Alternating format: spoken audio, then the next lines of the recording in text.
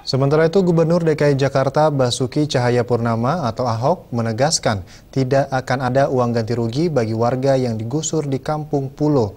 Warga hanya akan direlokasi ke rumah susun yang disediakan oleh pemerintah. Menurut Ahok, ganti rugi tidak akan diberikan karena saat ini warga Kampung Pulo tinggal di lahan milik pemerintah.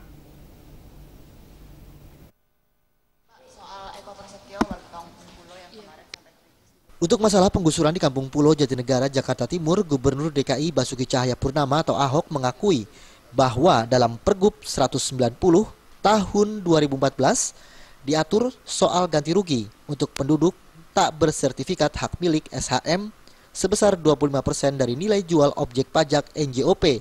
Akan tetapi, saat ini Pergub tersebut sudah tidak berlaku lagi. Adanya warga yang meminta ganti rugi atas penggusuran yang terjadi di Kampung Pulo membuat mantan Bupati Belitung ini kesal. Pasalnya, para penduduk saat ini menduduki tanah pemerintah dan tidak memiliki sertifikat hak milik.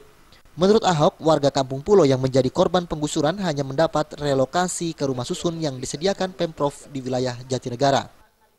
Kalau saya seseorang punya rumah di atas tanah hak milik, bangun nih, tanpa IMB, dibongkar nggak dari pemerintah? Bongkar. Bisa nggak nuntut ganti rugi? Nggak bisa. Kalau bisa udah bangkrut DKI. Itu mall saya mau bongkar, mau tutup, kalau mesti tuntut udah bangkrut kita. Nah, kalian bisa bayangin nggak? Orang di atas tanah negara nyewain bangun rumah pakai duit dia, kita ganti. Yang ini yang tanah dia hak milik, minta tuntut ganti nggak? Dia lebih berhak nuntut ganti. Kalau tuntut ganti ya bangkrut. Jakarta. Kalau begitu mari kita sama-sama bikin rumah di sini. Ahok menambahkan terkait warga yang memprotes, dinilai Ahok mereka hanya menginginkan uang dan untuk itu pemerintah provinsi telah menyediakan rumah susun sederhana sewa dengan uang perawatan 10.000 per hari. Dari Jakarta, Feby Waryanti dan Rudi Wijaya melaporkan.